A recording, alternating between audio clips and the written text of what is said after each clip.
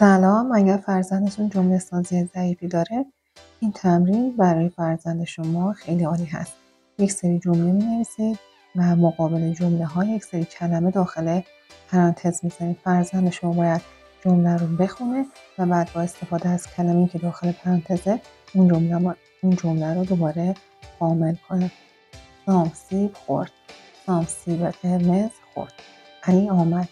علی از اصفهان با ماشین آمد.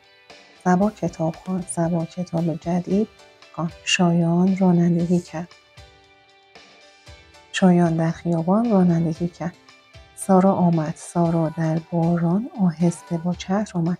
سعی کنید جمله ها رو هرچی میره به جلوتر کلمه هایی که داخل پرانتز هست رو بیشتر کنید. با این روش فرزند شما قدم به قدم یاد میگیره که چطوری کلمات رو سر جای خودشون میذاره و یک جمله کامل بسازه.